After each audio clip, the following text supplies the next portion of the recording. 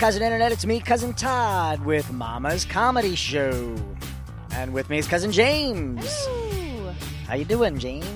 Good.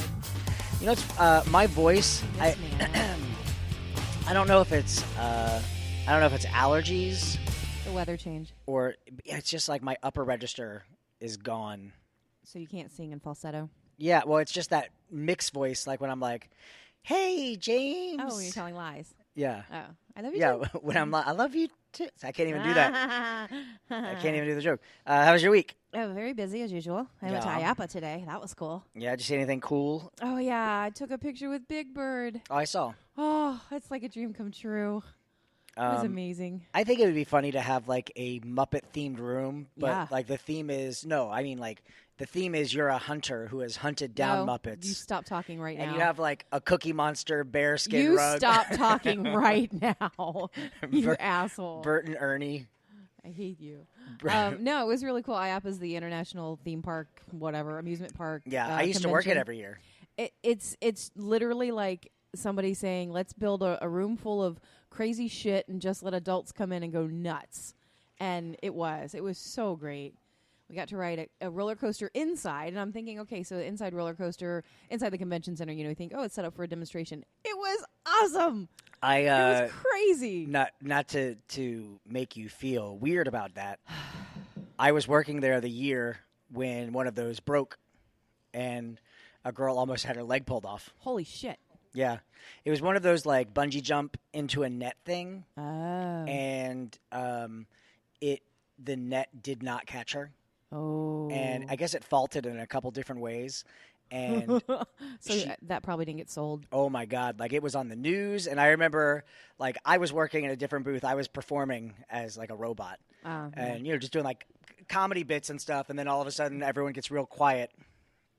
And I was like, ooh. Ugh. No, the one we went on was really cool. It was like, it had 4 pods that 4 people each could sit in, and it was on a track. They were together, but then as it went through the track, each pod spun independently. So it's kind of like the one over in Dino World at the other place, Dino World. Yeah, the Dino Land area in AK. But it wasn't as, like, that one, for some reason, is jarring and freaky. This one, it was, like, I was scream laughing. It was so much fun. Hello. Probably because it's just newer technology. Yeah, and smoother, greater. Yeah, it was really fun. And then all the different food things are there too. So oh yeah, that was the best part about working that beaver show. tail Is when you're on break. Yeah, Going down to like that food section area, where they're like, "Hey, here's our pizza that we're offering to sell." And well, I guess we were it's there. all free samples. It's like going to Costco on a Sunday Yeah, morning. totally was. We were there, I guess, today on the last day. So like the hot dog on the stick booth was out of their food, so they just had their lemonade, which was fine.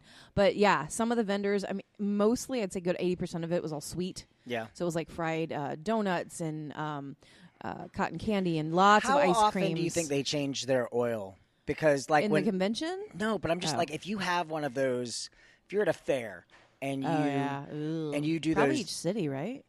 I mean, I know when I made that flaming hot Cheeto chicken fingers that like even just that one meal, right? My oil when I was done was just like disgusting. Yeah, it was gross. And I know you can use it again. Yeah. I just don't know what that. Oh, you know what I want?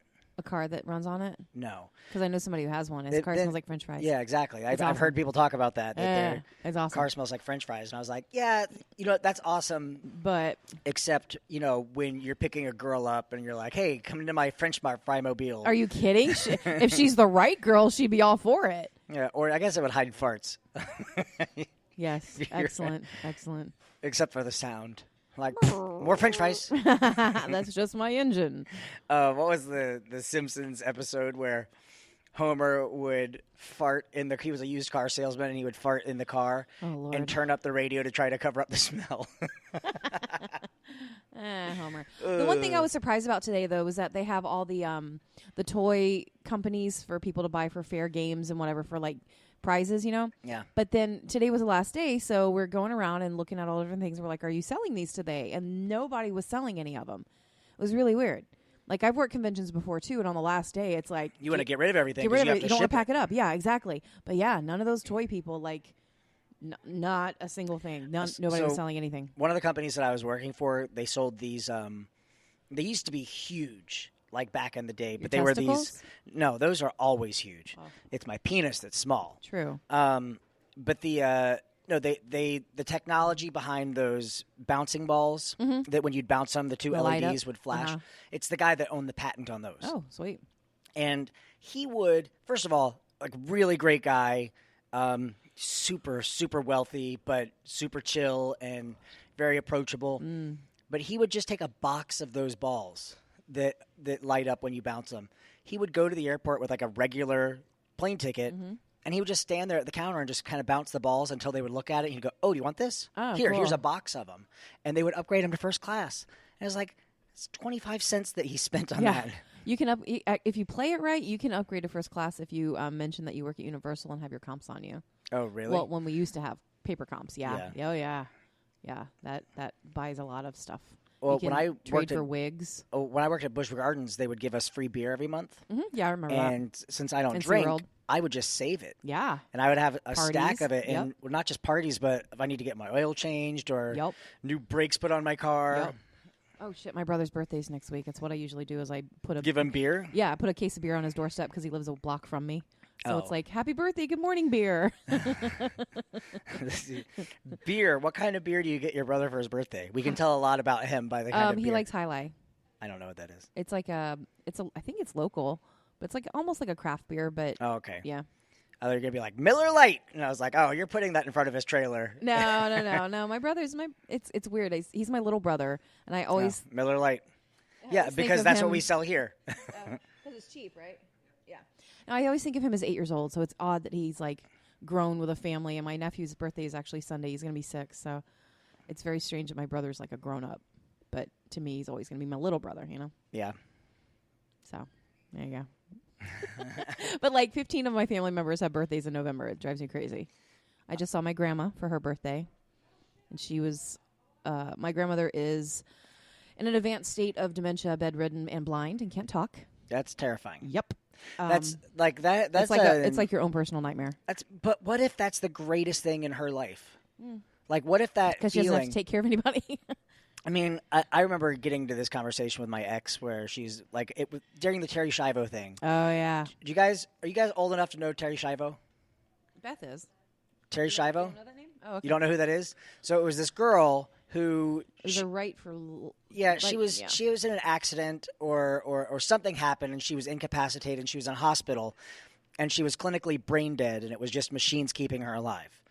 And her husband said, you know, we've talked about this and she didn't want to be hooked up to a machine, and her parents were like, nope, we want you to keep her alive, and it turned into this big huge battle. Supreme Court. Over, you know, the right to. Yeah, I don't know how. The what? I think that's what the argument was. Was who's next to kin? Yeah. But like around that time, I think everyone who was in a relationship with someone was like, listen, if this happens, this is what I want you to do. Mm-hmm. And my thing was, yeah, keep me alive. And she's like, but like, what if you're brain dead and it's just, you know, pudding in your head? And I was like, what if that's the greatest feeling in the world, to be pudding head, have oatmeal brains? Like, that could be so good. And she's like, well, what about the cost and the expense? What about what it does to me? And I said, I don't have to deal with it. I've got pudding in my brain. She's in a great private home where there's only like 6 people in the home and there's round-the-clock nurses and, you know, a whole staff.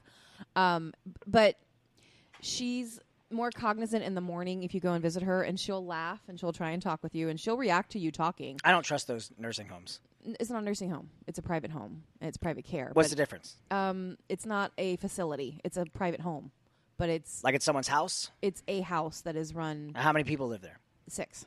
Okay. And nurses? Yes, round the clock. So are the nurses part of the 6? No.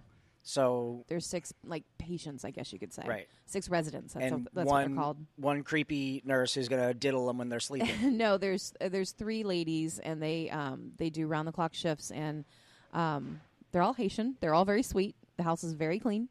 And they take care of her. And my grandfather visits every day, and we go and visit when we can. And the kids come, and she reacts to them, and you can tell she knows when you're there. And she still has her laugh, which is always going to be my grandma to me. Right. So. My grandfather was in his 90s, and he was like out working in the cornfield the day before he was going in for a scheduled, like a what is that, heart surgery, or a bypass. Yeah. And while they were doing the surgery, they were like, "Oh, we're gonna do like a quadruple bypass instead." Like they made that call while he was open. Wow. And then he ended up having a stroke. Yeah. And he was in the hospital for months before he eventually went. Yeah. And I remember going up there to see him, and he was in and out. Like sometimes you would see that's him, and then other times you're like, that's just a TV. A body, yeah. That's a TV that's turned off, sitting on that chair, and or in that bed.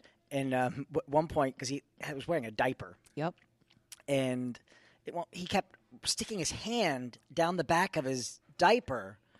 And we were like, "Grandpa, stop!" Like pulling him on his arm, like he's a kid. Like, don't touch, no, don't touch that. And what it was he was mid poop and couldn't get it to break off. Oh my God! So he like while we're sitting there telling him, no, he's like, "Get me a stick so I can break it off." Oh my God! And then he sat there and he had that kind of tune out where he was like just gone. Yeah. And then like a minute later, he said, "Someone call the sheriff. I'm defecating in public." That's great. That's funny. What is the scariest experience that you've been through? Oh gosh, car accidents or no, actually, when I was having my son, I had my son naturally, so I had a midwife. We were in a birthing center. Out of your vagina. Yeah, okay. In my vagina. I was in labor for 20 hours, and the reason it was so long is because he had shoulder dystocia, which means the head and shoulder was coming out at the same time. So instead of the head coming and then the shoulders following. It was like your vagina was a door that was sealed closed. And he was in an action movie trying to break it out with his shoulder. Totally. And then when I finally got in a good position to get him out, he tore some things. But because he was in distress. That hurts my balls. He was coming out that way. I was telling you, he was in distress. His cord was wrapped twice. Yeah. And so when he finally did come out, he was in distress and he pooped on his way out, which is a big issue too because it's plus you're bleeding. Yeah, exactly. He's open stuff and poop. Exactly. Doo-dooing into you. Yeah, this conversation. So his cord was wrapped twice, and there was a kink in the cord, so they had to work on him. But then as they were working on him and working on me at the same time, I was hemorrhaging. So I was very close to bleeding out, basically. And I was in and out of consciousness because it had been so long, and I was so tired. And where was this? I was at a birthing cottage. I wasn't at a hospital. Okay, which literally was 2 minutes down the road. Right. Because it was in Winter Park. But my midwife was really, really, she was like in survival, like tactic mode. She was, I'd be a terrible midwife because I would be screaming the entire time. You're probably going to die. It was crazy because her assistant was working on Xander. He was fine because they had gotten him taken care of. But then, I was in and out of consciousness, and they were holding smelling salts under my nose, and all I could see was a literal river of blood. And doo-doo. Coming out of me. Well, you don't see that. And then there's video of Keith, Xander's dad, being handed Xander to hold him for the first time. Yeah. And he's white as a ghost. Yeah. Yeah. Nobody was in the room with me when I had actually gave birth. Did they clean him off first? Or they no, he was wrapped. Yeah, he was all in blankets and everything. Here's your doo-doo blood, baby. You're an asshole. And then there's video of my god sister holding Xander, and you can see Keith in the background pacing on the phone with his parents and going, "Yeah, they can't get her stopped, and they can't get her bleeding to stop." Is there a video of the birth? No, nobody was in the room other than the midwife, me, and Keith. So my ex and I, when we were trying to have a baby, we had this conversation, and she said, "I want to do a natural birth," and I was like, "That's fine. You can do that in a hospital. You can say you want to do it, but it's much. There's a lot of pressure on you to use medical intervention in a hospital. That's fine. You can throw all the pressure you want." And my thing with her is because we have a friend who did that. We have a friend who did a natural birth in a hospital, and my ex was like, "I want to do that too." And I was like, "Okay, I am 100% in support of you doing this, but I also want you to know if at some point you think I need pain medicine or I need something." Don't feel like that's a failure because if you feel like you need that, go for it. You don't have to prove anything. Right. I get it. And she wanted to do the midwife in a house, and I was like, "That's so scary," because your situation alone, nothing about my situation would have changed in a hospital. It was the way my body was. But you would have been at a hospital with a better facility where they might have been able to make you stop bleeding faster. Had nothing to do with that. It wasn't anything a hospital could have done. It was my body. And the way to get your body to stop bleeding after you give birth is to massage your uterus, and that's all you can do. Right. There's nothing you can go in surgically and do medically. But I'm saying they can give you a clotting agent. They can do. It's like what is that movie, The Business of Being Born? But that's not something you can do when you're giving birth. What am I doing? Hold on. I don't know. Hello? Check. No, you can't do that in a hospital. In the Business of Being Born, do you know the movie I'm talking about? Yeah, because my midwife was actually part of it. Right. Okay. So my ex showed me that movie to talk about how bad the medical industry is, and it's not bad. It's just it's one-sided, and they don't give everybody all the facts. See, I don't again, that documentary didn't either. Here's the thing: with you being a guy, right. do you feel like you would have more control over the situation in a hospital? No, but I feel like there are more people.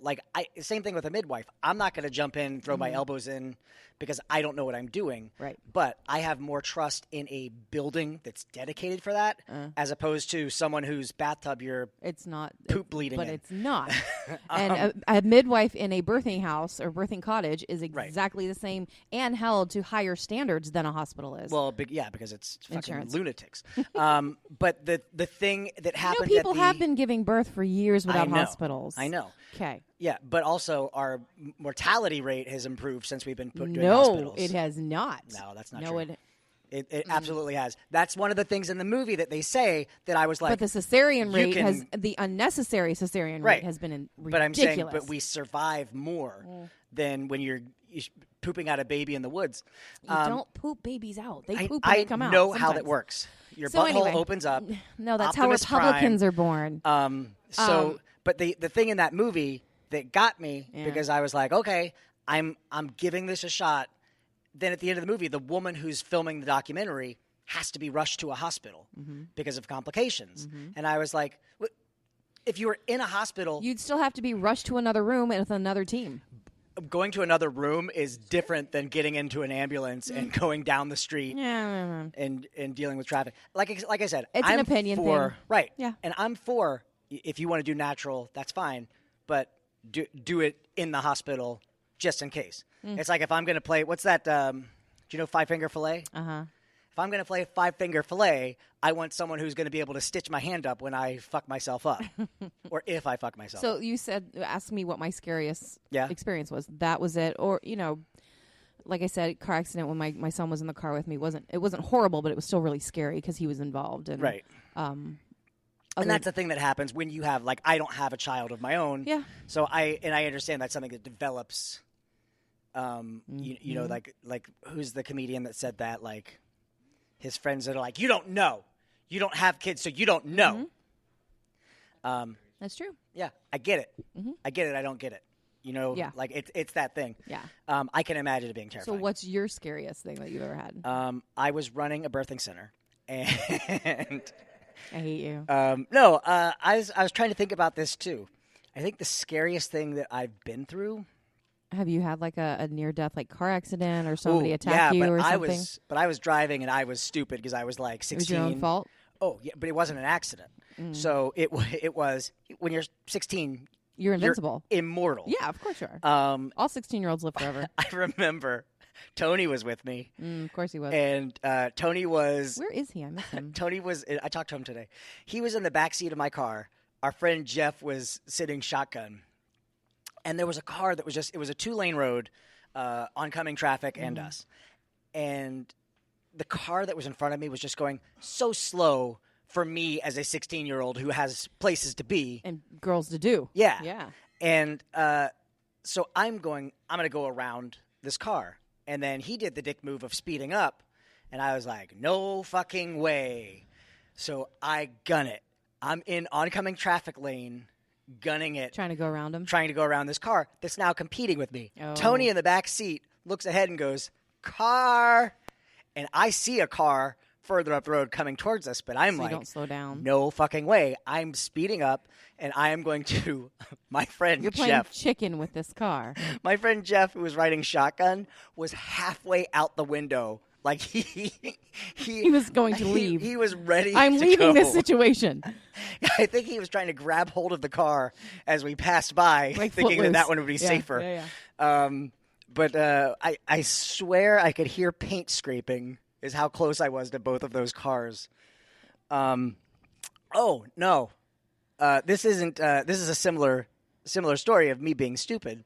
You were having sex with this girl. No, I was doing a dinner show at this theater called the Alhambra Dinner Theater, and it's a reputable theater, and we did. I think we were doing Sound of Music.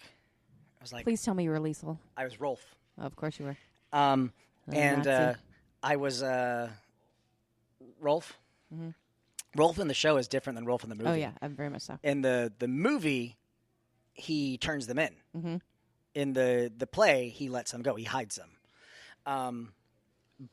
So I was actually there with my understudy at this arcade. It was like a laser tag arcade, like fun spot sort of thing.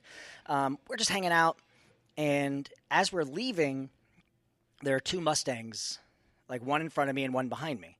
So there's this long road that leads to a light, and the Mustang behind just leapfrogs around us. So I was like, oh, okay, it's leapfrog. So I did it too.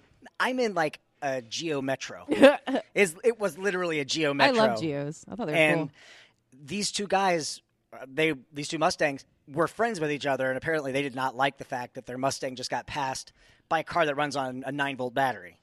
French fry grease. So I turn out into traffic, and they are like riding my ass. They're like coming doing up alongside me. Shit, yeah. So I did the whole like holding up my ear, and then like I give myself the vapors, and I start blowing them kisses. These guys are getting so angry, and I'm laughing. It's because you're making fun of the size of their penises. And then I start weaving in and out of traffic because a Geo Metro can do that. Yeah, it's the size of this table. It's a roller skate. And they end up pulling onto the shoulders of the road to go past traffic, and then they're behind me. And I was like, oh, shit, these guys are serious. Is this before, like, the days of gun road rage? Oh, well, yeah, I guess so. This was, so I gun it, and I see that this you is get something... up to 55 miles an hour. This is something that I used to do to friends of mine, because we used to play car tag when I was younger. But I saw the light change to yellow, so I gunned it. Yeah. And I was like, gun, gun, gun, gun, gun. And they're like, well, they're not letting me beat them, so they gun it too. Mm-hmm. The difference is... I stop at the red light, like last minute, and they slide through the intersection. Red light? Oh, shit. And I was like, oh, fuck, these guys are really angry. So I turned down a side street. Go to McDonald's. And then another side street. And a friend of mine lived in this subdivision, and I didn't know my way around. It was like a real confusing subdivision. I was like, all right, I don't know my way around that well, but probably better than these guys. So I start making like left, right, left. They're following you through the subdivision? The guy who is my understudy is shitting his pants in the car, and I'm just focused. Was he giving birth? Almost. Yeah, okay. I make a right turn, cul-de-sac. Oh, shit. And so I talked to the guy that I was with afterwards. As soon as he saw a cul-de-sac, he's like, that house has a car in the driveway. I'm going to run up to that house, start banging on the door. And I was the opposite. I was like, no, I can drive through that lawn. But the two... I can get around that fence. The two Mustangs pulled and blocked the intersection facing each other. Of course. So I gunned it, and instead of going through a yard like I thought, I was like, I think I can fit this. Oh, shit. I think I can squeeze. You Inspector Gadget that shit? They were already out of their cars walking like they thought they had me. And I gunned it between their cars, and I slid. I have never slid a car before. And I remember as I'm sliding... You hydroplaned a Geostorm? On a Geo Metro. Oh, Geo Metro. As I'm sliding, I go up on two wheels, and this is the thought that pops into my head. If my car rolls, are these guys still going to kick my ass? I would have been, this is how I die. And then I went to the theater, and that understudy never got to go on for me. But because he was petrified and shit his pants. The stage manager was like, hey, Todd, if you're going to kill yourself, don't do it with the understudy in the car with you. You're like, dude, that was my plan all along. I was like, how dare you get an understudy for me? I'm the star. Oh, my God. But I guess I don't think I've had anything like That's just like male ego stupidity. Oh, yeah, totally. And that's something I feel like a lot of guys do grow out of that. Like, I've grown out of that in the sense, not the laughing at people. Oh, no, not at all. Like, if I'm in traffic and I see someone throwing a tantrum, that is funny. Yeah, it like, is. That's a really funny thing. When And somebody people loses their shit. I had a dude try to throw a brick at me because I was laughing at him. And it was the stupidest thing because he was driving his car and I was on his right. So he rolls down his passenger side window and tries to throw a brick through his passenger side. How'd that work out for him? It just like dropped on the other side of his car. And I just laughed harder. Is the stupidest The worst thing to do to somebody when they're pissed off is to laugh. We used to do it with my mom all the time. My mom, she's a little woman. She's like 5'4", and all of us are taller than her, and we're all named with the letter J. So whenever she would get mad at us, she'd go through the Jimmy, just like not, couldn't like say it who she was pissed at, and we all go and then she would laugh.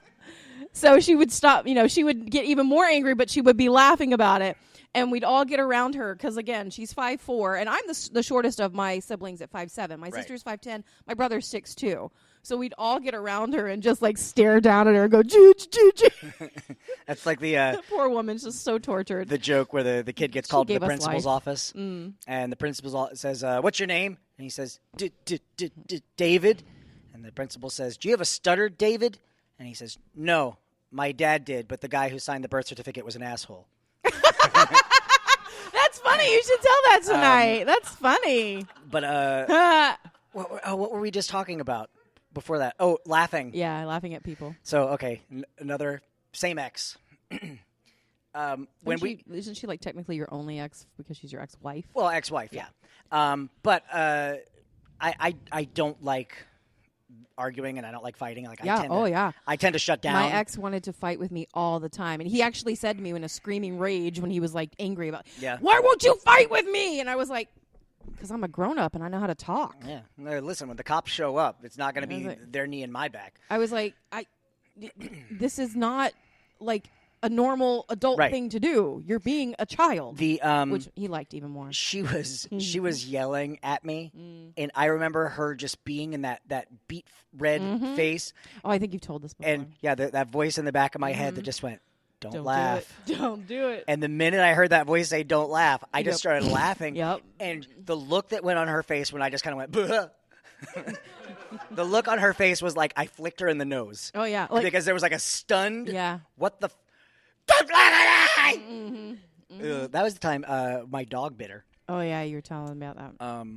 But, on the argument thing, the yelling, there's actually research that says we yell because we've evolved as a species not to learn from arguments, but to win arguments. And that's why people are loud and they yell because they have to be the loudest. They have to be the final word, which is so counterintuitive for a species. Because you would think if you presented an idea that I disagreed with and we talk about it and then I go, oh, shit, your idea is better. That's better for everyone as opposed to me saying, no, my idea is better. Yeah. Well, I mean, I still yell at my children because, for one, they are usually tuned out into technology and I have to talk over YouTube. And for two, obviously, if I say something 5 times and they're still not doing it, they're stupid. Yeah. So I have to be louder. Right. Louder with your fists. You have to be louder. But, yeah, with my ex, as far as fights go, the final, like not final, but like the last fight we had, I got to the point where I screamed back at him. I was just at the point where I was like, motherfucker, if this is what you want, you're going to see the rage. Yeah. And it got bad. And it was all through the house too. And I felt bad because it was like 2 a.m. His kids were home and he was like screaming at me in his bedroom. And then I went to leave and then I went back to him and I started screaming at him and then he followed me out in the living room. And then we were at the front door and then we went back in the living room. It was like, it was a fight. It was. And it wasn't pretty. And I didn't like to see myself get to that point either. And no but one he does. made me, not that he made me, but he brought me to that point. And that's when he finally just got up and walked out one day when we were having lunch. I was like, I kind of felt relieved. And that's when I knew, okay, this is done. I think there's also... I told you I saw him yesterday. Yeah, you hid from him. No, I didn't hide from him. Oh, you avoided him? It was the first time I'd seen him since. went into a store and he was there with his kids, and I just stayed on the other side of the store. I just avoiding him. Yeah, well, I'm an adult. I get it. I didn't need to go up to him and go, "Hi, asshole, remember me?" If you did, will you please record when you do that? It made me sad because the kids were there, and those kids were my kids for 4 years. Yeah. No, obvious. Yeah, that's... And I know also the home life that they have with him, and it's something right. I really wanted to help with.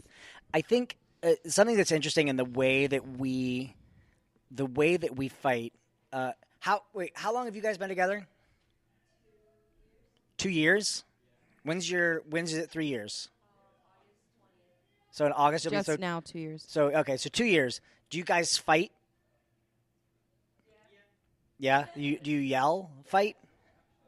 What was without getting too much into detail, what would you say is a common fight that you have? Here, come closer. Both of you guys come closer. James and I are going to fix your relationship.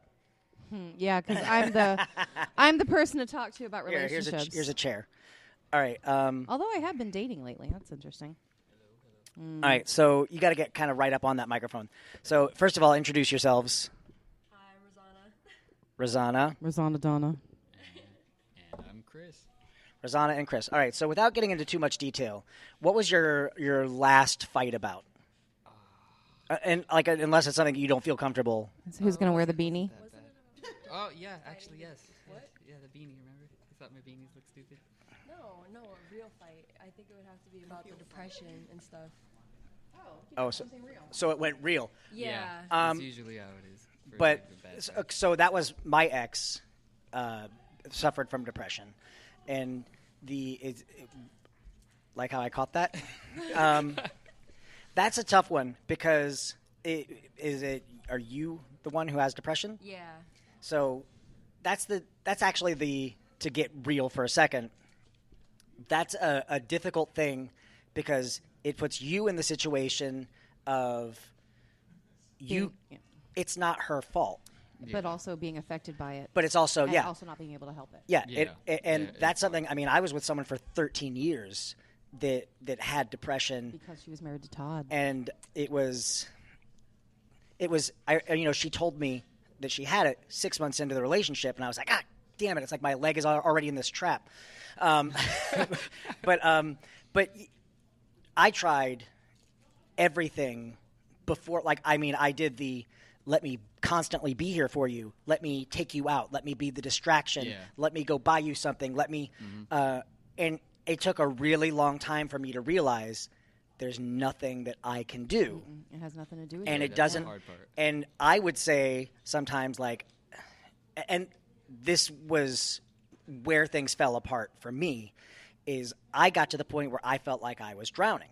Mm-hmm. And when we were opening Treasure Tavern, so this tells you how long ago that was, because that show was it would have been 9 this year. Mm-hmm. We were opening that show. During rehearsals, when I would call the rehearsals and send everyone home, I would stay to work on the sets and to work on whatever I wanted, just because I knew that when I went home, I would have that drowning feeling. And that wasn't fair to her because I abandoned her, essentially. But also, I felt like I didn't know what to do. Yeah. So so what I would say is the next time, and here's the other thing, the big no-no, you can never, ever do this. You can never, ever, in the middle of a fight, say, this is because of your depression. Oh, yeah. Because at that point, she's legally allowed to punch you in the throat. Yeah. And the other thing is this is something I got in trouble with before, is so when she would miss medicine, when she would miss a dose, you don't notice that right away. It's usually a couple days later that the imbalance is where it really affects her. Then it takes you days to get back in balance. Right. And if in an argument, if I could see that she was spiraling, because you'll see these patterns of, she's spiraling into something.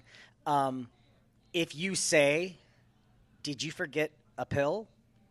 That's like even asking a woman if she's on her period. Yeah. Right. Yeah. That's, even though you may be right, you're then accusing her of making a mistake that's the cause of this. it's the most difficult thing. So this is what I would say, and I'll get James's take on this too. Communication is absolute key, 100%. Absolutely. But on both sides. If you are getting into any fight where you feel like you want to yell, do the timeout. Like I would go to Subway. That's what I would do.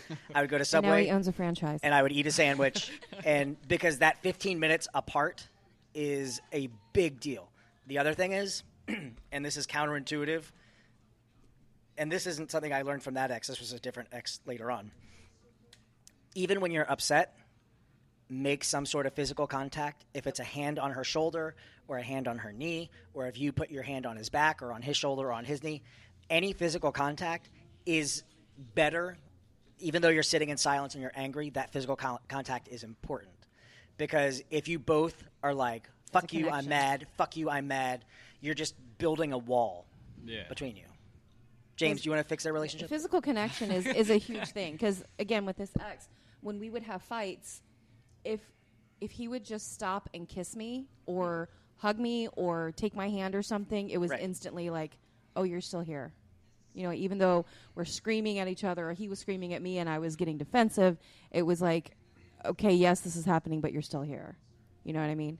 God, relationships suck, man. Yeah. And the whole dating thing sucks because when you're in a relationship and you guys are having a hard time, it's like, fuck this, I'm going to leave. But then you're out of stuff, you're like, fuck it, I want it back. Scary world out here. The world is too big. Ah. It's like it's like jumping into a pool when the water's cold. Yeah. Eventually it gets warm and you feel comfortable in the water, but the minute you get out, you're like, fuck, it's cold. It was nicer in the water. Yeah. And even if, obviously relationships break up and people move on. And if it's not right, you should not keep something going that isn't right. So I get that too.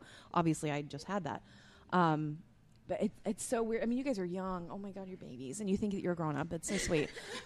Maybe you should try having a kid. That's that fixes everything. No, but when you're older, too, and I know I sound stupid. I sound like one of those old people. And you look back at what you've learned from your other relationships. I'm 42. I mean, so I got some time behind me. Don't say that out loud. So if you look back at the relationships that you had and what you've learned from, all the things that you've experienced since, you're like, damn, I know where this went wrong, or no, I know what I could have done better, or what I could have given better, or what I could have asked better. Communication is the biggest thing. Like I've been married twice, and both marriages had the communication issue. And from the second marriage, I told him from the beginning, communication is important to me. You have to be able to communicate with me. And he had a traumatic incident before we got married that shut him down. And when we started going into couples counseling because our marriage wasn't working because of communication, he realized that was a big issue, not only in our marriage, but in his entire life, his work life, his parent life, with his parents. And once he kind of realized that, we realized it wasn't going to work. We're really good friends. We still have our kids together, and we're very good friends, better friends than we were in a relationship. He realized probably from the beginning we shouldn't have been in a marriage, because if he could have communicated instead of letting me drive everything and him not, him just going along with it. We're getting married now. You get ring now. It was pretty much that way. It probably wouldn't have happened. So stick with me, kids. I'll teach you a few things. Yeah. Also, know that while we say this is a learning from our mistakes of things that we did wrong. You gotta figure out what you do for yourselves. Right. You have to figure it out, but also you have to know when you're happy and when you're not happy and when it's time. Yep. That's what I was saying, yeah. Absolutely nothing wrong with that, too. Like I did. My crazy ex. James and I went out to dinner last night. Crazy exes. Yeah, Todd and I are dating now. Yeah. We went out to dinner last night with one of my ex's ex, who she dated right afterwards. Yes. And he came over to my house. He's a great guy. Super really nice guy. I felt so bad when he started dating her. But Is that bad? Yeah, he came over to my I've seen him a good handful of times. We're going out of the country together next year. Yeah, they're going on a trip to Japan. He's dating Todd now. Yeah. But I remember one of the first times we talked after they split up. Mm-hmm. I remember him saying telling me some shit that he went through, and I was like, oh, thank God that. She's toxic. Yeah, but I was like, thank God, because when something falls apart, after every relationship, I always ask, what did I do wrong? Internally, absolutely. I do a self-assessment, how can I fix myself for the next time? Mm-hmm. But that one, I was just like, when he told me his shit, I was like, oh, thank God. She's just batshit crazy. It's all on her, not on me. All right, well, you guys? How old? 20. 20, yeah. 20. So yeah, I think a baby. I was married my first wedding when I was 19, so I was married when I was about your age, and Something learned a lot different from that. with the younger generation now, and they wait. Yeah, not only do they wait, they are not getting married. Yeah, and, they're just living together. And millennials are not having children, which could be a problem. Oh, it's not that. Like, all our friends are getting married. We had 2 friends who've known each other, 2 months? And 2 they got months, yeah, hitched and they're already? getting 2 married, months. yeah. and they There's got 2 married. sides of that. There's, oh my God, you're insane, or there's when you know, So Yeah. my mom got Yeah. married to my stepfather 3 weeks after they met. I was 17. I was like, what the fuck? But they've been married for 22 years, Oh, wow. So, All right, the other show is wrapping up, so we need to wrap up. live your life, you do you, all that bullshit. All right, Gotcha. so thank you guys for sharing your story. Thank you. We for hope the we- counseling. We hope we saved your lives. Mama's counseling. So Mama's James, counseling for when you need it. Yes. James, Yes. what did you learn tonight? I learned tonight I have a new nickname for you. What's that? Puddinhead. And I learned something tonight too. Yes. That you pooped out a blood baby. I did. All right, we're Mama's Comedy Show. We're here every Friday night at 10 p.m. Call 473-631-9885 to make a Don't picture that, reservation. Beth. Pooping out a blood baby in a bathtub with some hippie. It was a bathtub. Um, Just because you're in a birthing center does not mean you're in a bathtub. I know it wasn't a bathtub. It was an inflatable pool No, I was not in a. I was not in water. that you let your children play in. Not in water. Call 407-363-1985 to make a reservation. Oh, yes, 2 weeks from now, on the 30th. Speaking of dating, We are having our Win a Date with Cousin Ali, the dating game. We have 2 contestants already. I'd like to get at least 2 more. yeah, He's he's a nice guy. a nice guy. Very He's funny. talented. Great dancer. He is. He's a Smells swing dancer. good. He's a good kisser. Yeah. Yeah, He's you know Mexican. all that. Yeah, You know he's a good swimmer. yeah. Um, He's got swimmers because he has a daughter. yep. Let's see what else. But it's just a date. We're just winning a date. And it's paid for. Yes, it's a paid-for date. But if we can get more people than... I think at the rate we're going right now, we should get about 4. If we can get more than that, I have something else planned. Nothing embarrassing Like a or Hunger anything. Games? No, not like that. Just the format changes a little bit. But it should be a lot of fun. But if so, message us on Facebook. You have to be at least 21. Well, at least Let's say 21, please. At least 21? He's a drinker. Okay. I mean, he likes. Well, he can buy drinks for anything. Yeah. And have some sense of sanity. Yeah. Well, and the other thing is, please be single. part of the game is you cannot describe yourself physically or say your age. Yeah, and don't comment on our page. Send a private message Yeah, that way, because we don't want him. to see. Yeah. James, where can people find you? Hey, my burlesque group has a show coming up December 1st. We're going to kick off the holidays. Of course, it's in cuties.com. There you go. Thank with me. At the venue on Virginia Drive. And actually, we have a double that day because that morning at the Abbey, we are performing at an event called the Resting Brunch Face, which is a brunch event at the Abbey, and we're going to do pop-up performances throughout that. So you can catch us 2 times on December 1st. Find out more information if you go online to coursesandcuties.com. You can find me on Twitter and Instagram at Todders, Snapchat, and Xbox Live, Duty Poo Poo. Also, my 3rd book is on its 2nd That's pass exciting, of the editor. yeah. So I have 2 books out now, Inhuman. Is it Parker and Jesus? Yeah, Parker and Jesus. It's such a funny book. And then the one I'm working on now, Wally, will come out. in Oh, February. that's going to kill me. It's actually depressing me. Yeah. Well, I really like you're, the story. You're almost done with it, too? Yeah, I'm at the very end. Are you going out of town? Going out of I town. thought you were going out of town. Oh, Miami gig. no, I already did that. Oh. Inhuman is the first book, and Nightmare of Neverland. They're both out now. So go check those out on Amazon. Just look for me, Todd Farron, F-E-R-E-N. That's it, yeah? Yeah. See you guys next week. Bye.